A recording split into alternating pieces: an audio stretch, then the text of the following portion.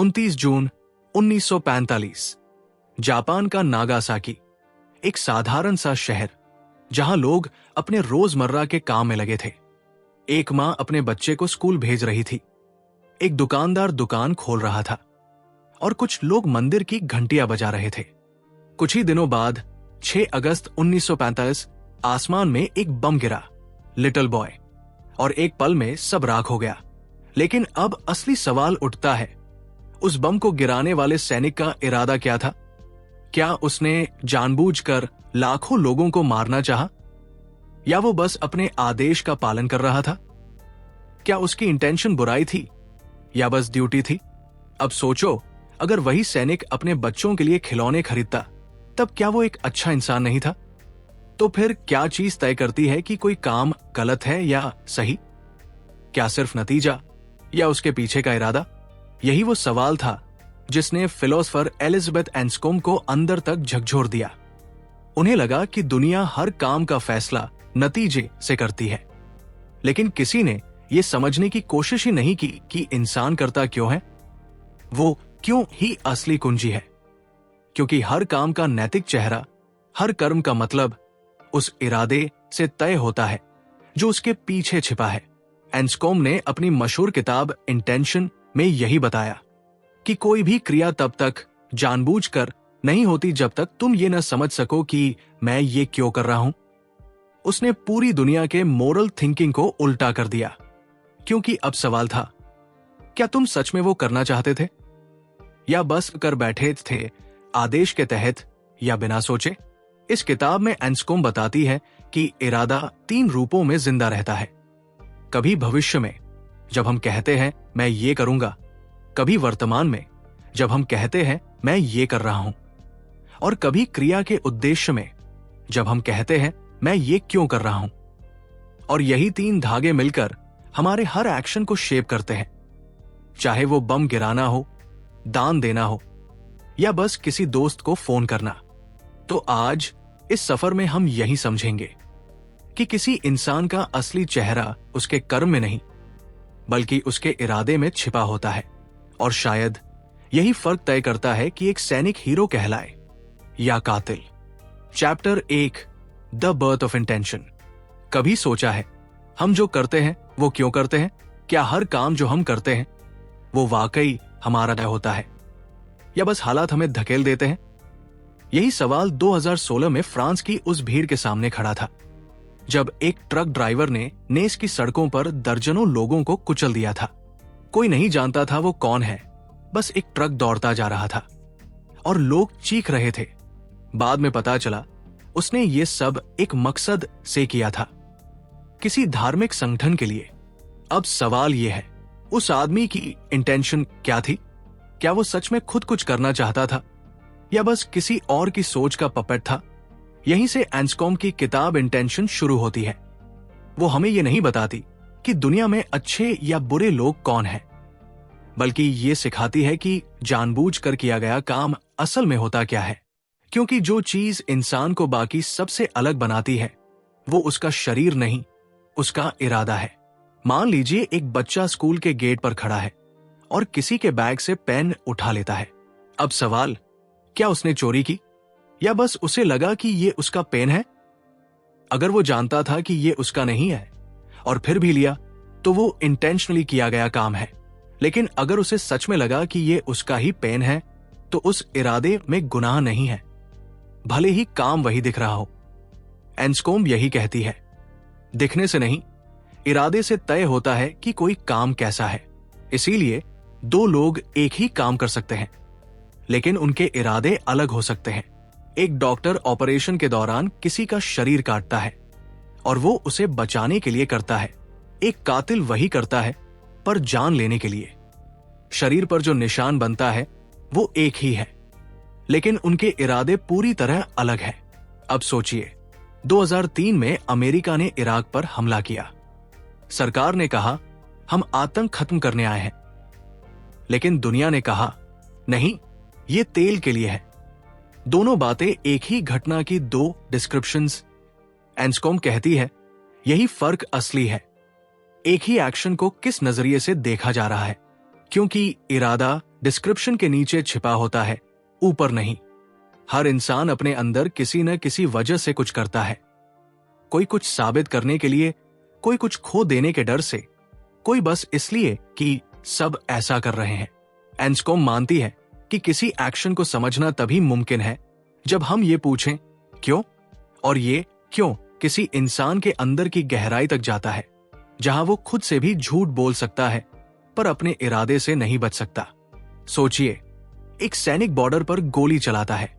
वो जानता है कि सामने वाला भी किसी का बेटा है, किसी का भाई है, लेकिन फिर भी वो ट्रिगर दबाता है। क्यों? क्योंकि उसे आदेश मिला है। पर अगर उस आदेश के पीछे कोई इरादा न होता, देश की रक्षा करने का, अपने लोगों को बचाने का, तो वो बस एक मशीन होता। और इंसान मशीन नहीं होता जब तक उसके अंदर इरादा है। पर यह इरादा हमेशा साफ नहीं होता। कभी कभी हम सोचते हैं कि हम सही कर रहे हैं, जबकि हमारा इरादा किसी गहरी इच्छा से गंदा हो चुका होता है। जैसे एक समाज सेवी जो दान देता है, लेकिन भीतर से चाहता है कि लोग उसे महान कहें। काम नेक है, पर क्या इरादा भी उतना ही पवित्र है? यहीं से शुरू होती है वो गहरी उलझन जिसे एंस्कॉम्ब इंटेंशन इन एक्टिंग कहती है। यानी वो इरादा जो क्रिया के अंदर धड़कता है, बाहर से नहीं दिखता। और यही इरादा इंसान को भगवान, कानून या दुनिया से नहीं, खुद से जज करवाता है। क्योंकि कई बार हम वही करते हैं जो हम खुद से छिपाना चाहते हैं। हम कहते हैं मुझे मजबूरी थी, मेरे पास और रास्ता नहीं था। पर क्या सच में नहीं था? या हमने खुद को यकीन दिला दिया कि नहीं था?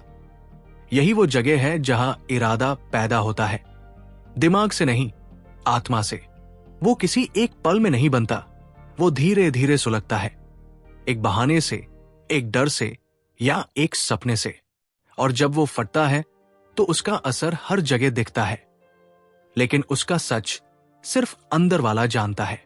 पर अब एक और सवाल उठता है, अगर हर काम के पीछे कोई इरादा है, तो फिर इरादा बनता कैसे है? क्या वो पहले दिमाग में आता है या करते करते बनता है? क्या हम किसी काम का इरादा बनाते हैं, या कोई काम खुद हमारे अंदर इरादा पैदा करता है? शायद इसी सवाल का जवाब छिपा है उस जगह जहां इंसान सोचता नहीं, बस करता है। और वहीं से शुरू होता है हमारा अगला सफर। वो सफर जहां हम देखेंगे कि इरादा सिर्फ मन में नहीं, हर एक हरकत में सांस लेता है। Chapter 2, seeing through actions. कभी किसी सड़क हादसे को करीब से देखा है?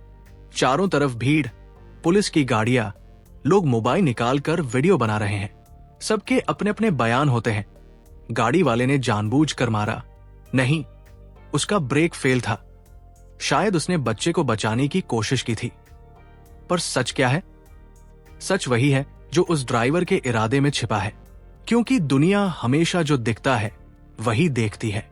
एंस्कॉम्ब कहती है, असली खेल एक्शन का नहीं, बल्कि उस डिस्क्रिप्शन का है जिसके तहत हम उसे समझते हैं। एक ही घटना 100 तरीकों से बयान की जा सकती है। मान लो किसी महिला ने अपने बच्चे को गोली मारी। सुनने में सर्द लगता है ना? लेकिन अगर तुम्हें बाद में पता चले कि वो गोली किसी आतंकवादी के लिए थी जो उसी पल उसके परिवार पर हमला करने वाला था, तो कहानी पूरी बदल जाती है। शरीर की हरकत वही थी, गोली चलाना, पर इरादा बदल गया तो उस काम का मीनिंग भी बदल गया। यही एंस्कॉम्ब की सोच की सबसे घातक बात है। एक्शन खुद बुरा या अच्छा नहीं होता, उसकी कहानी बताने वाला इरादा उसे वैसा बनाता है। एक और तस्वीर सोचो, एक आदमी चर्च की सीढ़ियों पर झाड़ू लगा रहा है। कोई पूछता है, क्या कर रहे हो? वो कहता है, मैं झाड़ू लगा रहा हूं। दूसरा आदमी वही काम कर रहा है, वही सवाल पूछा गया, मैं भगवान के घर को साफ रख रहा हूं। तीसरा कहता है, मैं अपने बच्चों के पेट के लिए रोजी कमा रहा हूं। तीनों के हाथ में झाड़ू है, हरकत एक जैसी है, पर उनके इरादे 3 अलग अलग दुनियाओं में रहते हैं। और अगर किसी दिन यही तीनों आदमी अपने काम को छोड़ दे, तो जो खालीपन आएगा वो भी 3 तरह का होगा। क्योंकि हर काम के पीछे जो क्यों है वही तय करता है कि वो काम कितना गहरा या खोखला है। अब 1947 की एक सच्ची घटना याद करो। भारत आजाद हुआ था, लोग जश्न मना रहे थे, पर उसी वक्त लाखों लोग पंजाब की सीमाओं पर मर रहे थे। कुछ लोग ट्रेनें रोककर कत्लेआम कर रहे थे और वही कुछ लोग अपनी जान दांव पर लगाकर अनजान बच्चों को बचा रहे थे। दोनों ओर एक्शन एक ही था। लोग भाग रहे थे, कुछ मार रहे थे, कुछ बचा रहे थे। फर्क था बस इरादे का। एक तरफ डर ने चलाया, दूसरी तरफ इंसानियत ने। और यही वो बिंदु है जहां एंस्कॉम कहती है, हम किसी काम को समझ ही नहीं सकते जब तक हम ये न जान ले कि वो काम किस डिस्क्रिप्शन में फिट होता है। अब सोचो, अगर कोई कहे मैं बस अपनी ड्यूटी कर रहा था। ये वाक्य सुनने में सीधा लगता है, लेकिन यही सबसे खतरनाक बहाना भी हो सकता है। यही तो वही बात थी जो नाजी अफसरों ने कही थी जब उन पर युद्ध अपराधों के मुग्ध में चले। उन्होंने कहा हम बस आदेश मान रहे थे, पर अदालत ने कहा नहीं, तुम जानते थे कि तुम क्या कर रहे हो। तुम्हारे पास सोचने का हक था और तुमने चुना कि तुम सोचोगे नहीं। यही वो जगह है जहां इरादा और आदेश की लड़ाई होती है, क्योंकि इंसान अगर हरकत का मालिक नहीं रहा तो वो जिंदा शरीर जरूर है, पर इंसान नहीं। एंस्कॉम कहती है किसी काम को जानबूझकर कहा जाए, इसके लिए ये जरूरी नहीं कि वो बड़ा काम हो। यहां तक कि पानी पीना भी इंटेंशनल एक्ट है। अगर तुम जानते हो कि तुम प्यास बुझाने के लिए पी रहे हो, पर अगर कोई नींद में उठकर पानी पी जाए तो वो एक्ट तो हुआ मगर इंटेंशनल नहीं। यानी इरादा वही चीज है जो कर्म को इंसान से जोड़ती है और इंसान को उसके अंदर की सच्चाई से। एक और सीन देखो, एक क्रिकेटर फील्डिंग करते वक्त गेंद पकड़ने के लिए छलांग लगाता है। गेंद उसके हाथ से टकराकर स्लिप में चली जाती है और टीम हार जाती है। बाहर से देखने वाला कहेगा उससे गलती हुई, पर वो खुद जानता है कि उसने पूरी कोशिश की। उसका इरादा सही था, बस नतीजा गलत निकला। तो क्या उसे गुनहगार कहा जा सकता है? एंस्कॉम के हिसाब से नहीं, क्योंकि कर्म की असलियत नतीजे में नहीं, इरादे में होती है। लेकिन अब सवाल उठता है, अगर हर चीज का मतलब उसके इरादे से तय होता है तो क्या हमें हर वक्त अपने इरादे पर नजर रखनी चाहिए? क्या हम सच में जानते हैं कि जो हम कर रहे हैं उसे क्यों कर रहे हैं? या फिर हम बस एक कहानी सुनाते हैं अपने आप को ताकि सब ठीक लगे? कभी कभी जो हम कहते हैं कि हमारा इरादा है, असल में वो नहीं होता।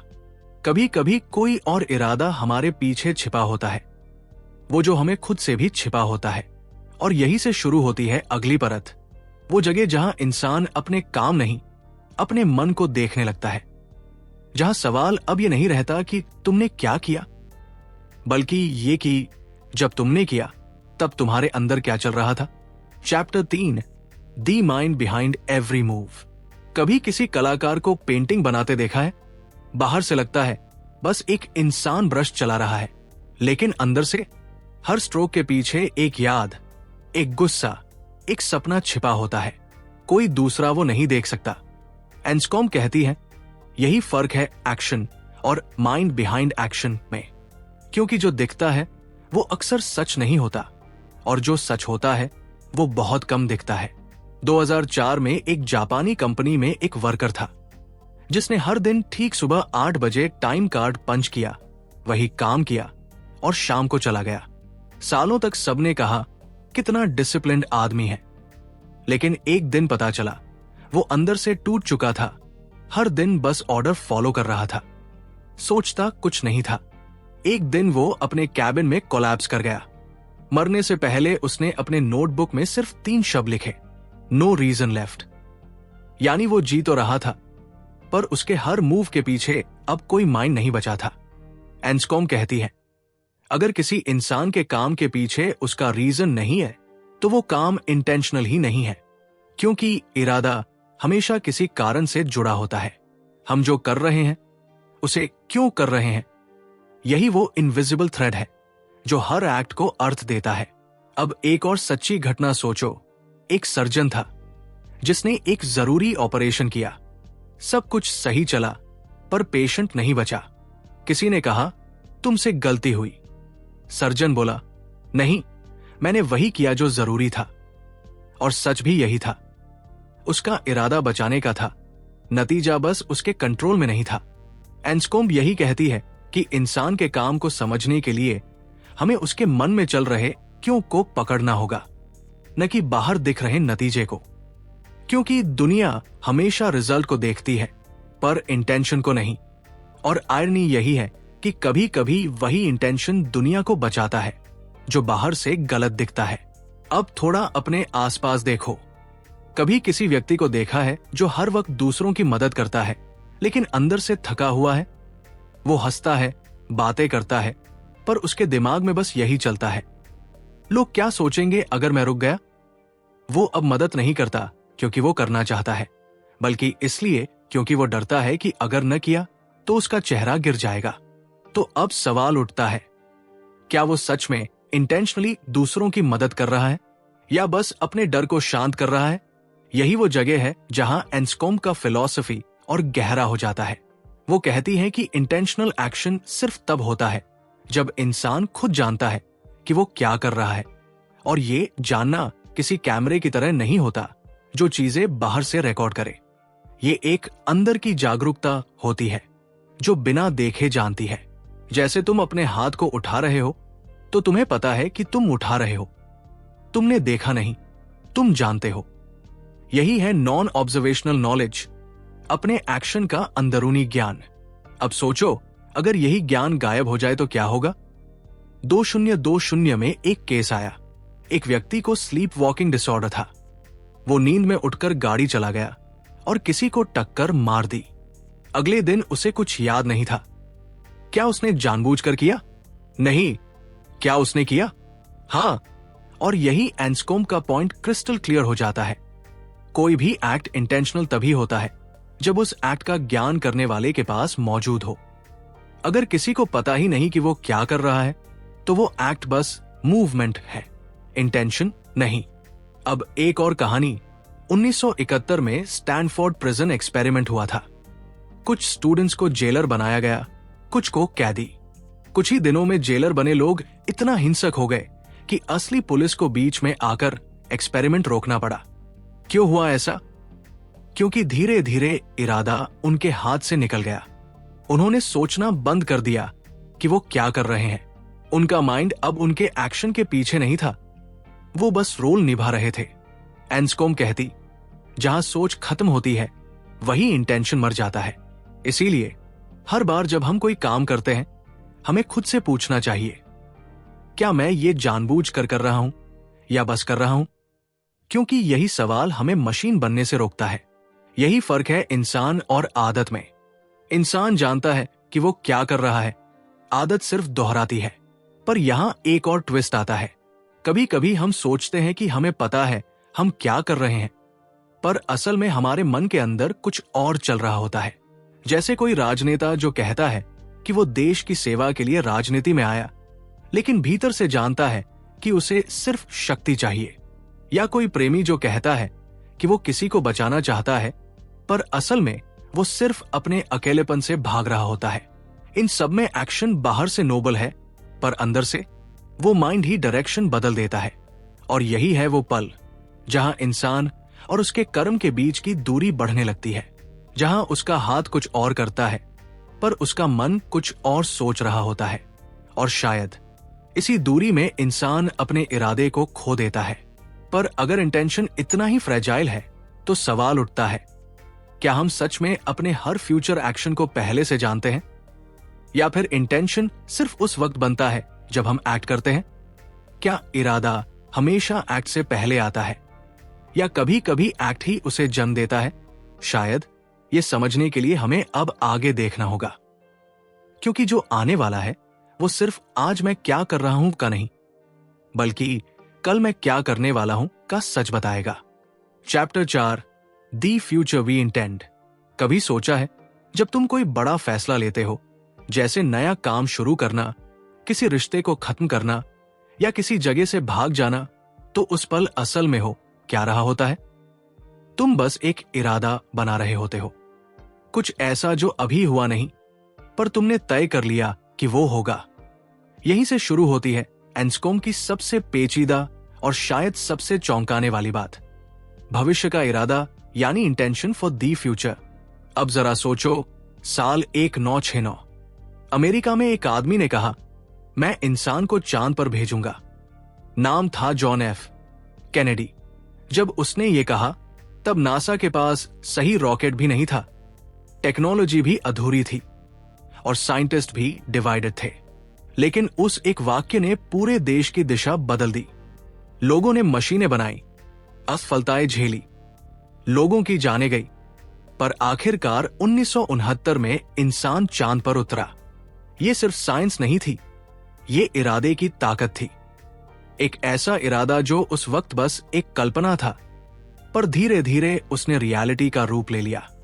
एंस्कॉम कहती है, यही असली फर्क है डिजायर और इंटेंशन में। डिजायर सिर्फ सपना है, लेकिन इंटेंशन वो सपना है जो तुम्हें उठकर कुछ करने पर मजबूर करता है। तुम सिर्फ चाह नहीं रहे होते, तुम तैयार हो जाते हो। लेकिन यहीं पर चीजें उलझ जाती है, क्योंकि हर फ्यूचर इंटेंशन उतना साफ नहीं होता जितना हम सोचते हैं। जैसे एक आदमी कहता है, कल से मैं शराब नहीं पीऊंगा।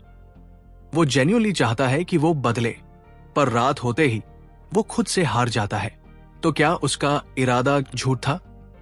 एंस्कॉम कहती है, नहीं, वो झूठ नहीं था, लेकिन कमजोर था। क्योंकि इंटेंशन सिर्फ बोलने से नहीं बनता, उसे जीना पड़ता है। हर बार जब तुम उस इरादे के खिलाफ कुछ करते हो, तो तुम्हारा फ्यूचर वर्जन थोड़ा थोड़ा मरने लगता है। अब एक और सच्ची कहानी सुनो। भारत में एक आदमी था, दशरथ माझी, बिहार का एक गरीब मजदूर। उसकी बीवी मर गई क्योंकि अस्पताल जाने के रास्ते में पहाड़ आ जाता था। तो उसने 22 साल तक अकेले हथौड़ा और छैनी से वो पहाड़ काट दिया। लोग उसे पागल कहते रहे, पर वो जानता था, मैं जो कर रहा हूं वो करना जरूरी है। उसका इरादा उसके कल को बदलने वाला था। वो एंस्कॉम की थ्योरी का परफेक्ट एग्जाम्पल है। जब इंटेंशन इतना गहरा होता है कि वो तुम्हारे वर्तमान को भी अपने फ्यूचर के हिसाब से मोल्ड करने लगता है। लेकिन हर कोई इतना मजबूत नहीं होता। कभी कभी इंसान अपने फ्यूचर इंटेंशन को खुद ही धोखा दे देता है। जैसे कोई नेता जो कहता है कि मैं देश के लिए काम करूंगा, पर जब कुर्सी मिलती है तो इरादा पावर में बदल जाता है। एंस्कॉम के हिसाब से ऐसे केसेस में इंटेंशन ट्रांसफॉर्म हो जाता है। वो अब वही नहीं रहता जो पहले था। इरादा भी एक जीव की तरह है, वो बदलता है, सड़ता है, या कभी कभी मर भी जाता है। अब सोचो, अगर हम सब अपने इरादों से फ्यूचर को शेप कर रहे हैं, तो क्या हमारा फ्यूचर ऑलरेडी लिखा हुआ है, या हम हर पल उसे रिराइट कर रहे हैं? एंस्कॉम का जवाब बड़ा खतरनाक है। वो कहती है कि इंटेंशन ना तो प्योर प्लान है, ना प्रोफेसी। वो एक लिविंग ब्रिज है जो तुम्हारे अभी के एक्शन को तुम्हारे आने वाले फ्यूचर से जोड़ता है। मतलब, अगर आज तुम कुछ सोच कर करते हो, तो तुम्हारा आज और कल एक इनविजिबल धागे से बंध जाते हैं। और ये धागा तभी मजबूत रहता है जब तुम उसे सच में पकड़ कर रखो, वरना वो टूट जाता है। जैसे वो इरादे जो हम रोज बनाते हैं और अगले ही दिन भूल जाते हैं। हम सब कहते हैं, मैं चेंज होना चाहता हूं, पर ट्रूथ ये है कि हम बस एक थॉट चाहते हैं, एक्शन नहीं। एंस्कॉम के हिसाब से इंटेंशन का असली मतलब है कमिटमेंट। वो पल जब तुमने खुद से ये तय कर लिया कि अब पीछे मुड़ना नहीं है। अब एक थोड़ा अंधेरा एग्जाम्पल लेते हैं। हिटलर का भी एक इंटेंशन था। उसने जर्मनी को महान बनाने का सपना देखा था। उसने अपने विजन में इतना विश्वास किया कि उसने दुनिया को जला डाला। ये याद दिलाता है कि इंटेंशन हमेशा अच्छा नहीं होता। इरादा सिर्फ डायरेक्शन देता है, मॉरल वैल्यू नहीं। इसलिए एंस्कॉम कहती है, हर इंटेंशन के पीछे एक एथिकल लेंस होना चाहिए, वरना वो डिस्ट्रॉय भी कर सकता है। इरादे की ताकत वही है जो उसे खतरनाक बनाती है। वो किसी को चांद तक पहुंचा सकती है या किसी को नरक तक ले जा सकती है। और यही वजह है कि हमें अपने इंटेंशन से डरना भी चाहिए, क्योंकि वो हमें डिफाइन करते हैं, लेकिन हमें खत्म भी कर सकते हैं। हर फ्यूचर प्लान जो हम बनाते हैं, वो हमें किसी और वर्जन की ओर खींचता है। और अगर हमने गलत इंटेंशन चुन लिया, तो शायद एक दिन हम खुद को पहचान भी ना पाए। पर अब सवाल ये उठता है, अगर इंटेंशन इतना पावरफुल है, तो क्या कोई तरीका है ये जानने का कि हमारा इंटेंशन सच में प्योर है या बस सेल्फ डिसेप्शन? क्या कोई मोमेंट ऐसा होता है जहां इंसान अपने इरादे को खुद डिसाइड कर सके और देख सके कि उसके अंदर सच्चाई है या सिर्फ ईगो। शायद इसका जवाब वही छिपा है जहां से सारे इरादे जन्म लेते हैं, उस जगह में जिसे हम मोरल सेल्फ कहते हैं। और वहीं से शुरू होता है अगला चैप्टर, वो जगह जहां इंसान खुद से सवाल करता है, क्या मेरा इरादा सही है या बस मैं खुद को धोखा दे रहा हूं। Chapter 5, why we do what we do. कभी अपने आप को किसी ऐसे पल में पकड़ा है जहां तुम कुछ कर रहे हो लेकिन खुद से ये पूछ लेते हो, मैं ये कर क्यों रहा हूं। बाहर से सब ठीक चलता दिखता है, जॉब, फैमिली, रूटीन, एम्बिशन, लेकिन अंदर से एक अजीब सा खालीपन होता है, जैसे कोई अदृश्य सवाल बार बार कान में फुसफुसा रहा हो। यही सवाल एंस्कॉम्ब अपनी किताब इंटेंशन के आखिरी और सबसे गहरे हिस्से में पकड़ती है। हम वो करते क्यों हैं जो हम करते हैं? क्योंकि दुनिया कहती है इरादा सब कुछ है, लेकिन एंस्कॉम्ब पूछती है, तो फिर इरादे के पीछे क्या है? क्या हम सच में खुद तय करते हैं कि हम क्या करेंगे, या हमारे अंदर कुछ और काम कर रहा है जो हमें चला रहा है? चलो एक कहानी से शुरू करते हैं। अमेरिका के एक शहर में एक लड़की थी, नाम था लीसा नोवक, नासा की एस्ट्रोनॉट। वो एलीट थी, डिसिप्लिन थी, एक ऐसी इंसान जिसे पूरी दुनिया रिस्पेक्ट करती थी। लेकिन एक दिन उसने कुछ ऐसा किया जिसने सबको हिला दिया। वो 3 दिन की रोड ट्रिप पर निकली, डायपर पहनकर, बिना रुके, सिर्फ इसलिए ताकि वो उस औरत को मार सके जिससे उसका लवर किसी और अफेयर में था। नासा साइंटिस्ट, ट्रेन्ड एस्ट्रोनॉट और फिर एक क्रिमिनल। एंस्कॉम्ब शायद यही कहती, हम सोचते हैं कि हम रैशनल बीइंग्स हैं, लेकिन हमारे इंटेंशंस अक्सर हमारे इमोशंस की कैद में होते हैं, क्योंकि इरादा कभी वैक्यूम में नहीं बनता। हर इंटेंशन के पीछे कोई रीजन होता है, और हर रीजन के पीछे कोई बिलीफ या इमोशन छिपा होता है। तुम किसी गरीब को दान देते हो तो क्या वो प्योर कंपैशन है या अपने गिल्ट को वॉश करने का तरीका? तुम अपने बच्चे को डांटते हो, क्या वो उसकी भलाई के लिए है या अपने कंट्रोल को साबित करने के लिए? तुम प्रोटेस्ट करते हो, क्या वो जस्टिस के लिए है या बस किसी ट्राइब से जुड़ाव की जरूरत के लिए? एंस्कॉम्ब हमें जबरदस्ती आईने के सामने खड़ा कर देती है। तुम जो कर रहे हो उसके पीछे का असली कारण क्या है? एक रियल लाइफ एग्जाम्पल सोचो। भारत में एक व्यापारी जिसने हर साल करोड़ों का दान किया, लेकिन जब टैक्स रेड हुई तो सब नकली निकला। लोग बोले वो हिपोक्रेट था, लेकिन शायद वो खुद को कन्विंस कर चुका था कि उसका डोनेशन सच था। यानी उसका रीजन सच नहीं था, पर उसे खुद पर विश्वास था। एंस्कॉम्ब कहती है, इंटेंशन के पीछे रीजन की सबसे बड़ी खासियत यही है कि वो खुद को हमेशा जस्टिफाइड दिखाना चाहता है। कोई भी इंसान खुद को बुरा नहीं मानता, हर कोई किसी न किसी रीजन से खुद को सही ठहराता है। अब सोचो, यही तो हर युद्ध, हर हिंसा, हर झूठ की जड़ है। हर हत्यारे के पास कोई न कोई कारण होता है, हर भ्रष्ट नेता के पास कोई जस्टिफिकेशन, और हर अच्छा इंसान भी अपने गुस्से को किसी न किसी रीजन से सही ठहराता है। एंस्कॉम्ब कहती है, किसी एक्ट को समझना सिर्फ उसे देखकर नहीं होता, तुम्हें उसके पीछे की सोच में उतरना पड़ता है। जैसे 9/11 के बाद पूरी दुनिया शॉक में थी। सबने कहा टेररिस्ट्स बुरे हैं, लेकिन अगर तुम उनमें से किसी से पूछो तो वो कहेगा मैंने अपने भगवान के लिए किया। यानी एक ही एक्ट, दो बिल्कुल अलग रियलिटीज। क्योंकि हर इंसान अपनी इंटेंशन की कहानी खुद लिखता है और उसी कहानी में वो खुद को हीरो मानता है। और अब सोचो, जब हर इंसान अपने रीजन को सही समझता है तो सच्चा मोरल इंटेंशन कैसे तय होगा? एंस्कॉम्ब के मुताबिक मोरल फिलॉसफी की सबसे बड़ी गलती यही है कि उसने इंटेंशन को प्राइवेट फीलिंग मान लिया, पर असल में इंटेंशन एक रैशनल कमिटमेंट है, एक ऐसी चीज जो सिर्फ इमोशन या हैबिट नहीं बल्कि सोच समझकर ली गई जिम्मेदारी है। यानी अगर तुम कहते हो मैंने ये जानबूझकर किया, तो तुम उस एक्ट के हर नतीजे की जिम्मेदारी भी लेते हो। तुम सिर्फ एक्ट नहीं करते, तुम अपने एक्ट का ऑनरशिप भी लेते हो। और यहीं से इंसान की असली परीक्षा शुरू होती है, क्योंकि हम सब एक्शन करना तो जानते हैं पर अपनी इंटेंशन को समझना नहीं। हम सोचते हैं कि हम सच में चूज कर रहे हैं, पर शायद हम बस अपने अपब्रिंगिंग, डिजायर्स और फियर्स के स्क्रिप्ट को दोहरा रहे होते हैं। एंस्कॉम पूछती है, क्या सच में तुमने वो रास्ता चुना या तुम्हें दुनिया ने वो रास्ता चुनवा दिया? अब अगर तुम अपने मन की गहराई में उतरने की हिम्मत रखते हो तो तुम पाएंगे कि हर इंटेंशन के नीचे कुछ छिपा होता है। कभी चाह, कभी डर, कभी गिल्ट, कभी ईगो, और शायद इन्हीं सब के बीच कहीं असली मैं खो गया है। हम सोचते हैं कि हम अपने इरादों के मालिक हैं, पर कभी कभी हमारे इरादे ही हमें ओन करने लगते हैं।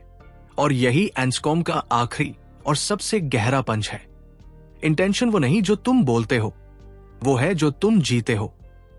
तुम क्या कहते हो दुनिया भूल जाएगी, पर जो इरादा तुमने अपने भीतर जिया वो तुम्हारी दुनिया को शेप करेगा। तो अगली बार जब तुम किसी काम में लगो, छोटा या बड़ा, बस एक पल रुककर खुद से पूछो, क्या मैं ये इसलिए कर रहा हूं क्योंकि ये सही है, या इसलिए क्योंकि मैं खुद को सही साबित करना चाहता हूं? शायद यहीं से तुम्हारे भीतर का सबसे खतरनाक सच खुलना शुरू हो जाए। वो सच जो एंस्कॉम ने अपनी किताब के हर पन्ने में छिपाया है, और जो तुम्हें हमेशा ये याद दिलाएगा, हम वो नहीं है जो हम करते हैं, हम वो है क्यों करते हैं। और यही थी एलिजाबेथ एंस्कॉम की इंटेंशन। एक ऐसी किताब जो तुम्हें तुम्हारे ही अंदर की अदालत में खड़ा कर देती है, जहां कोई जज नहीं, कोई वकील नहीं, बस तुम हो और तुम्हारे इरादे।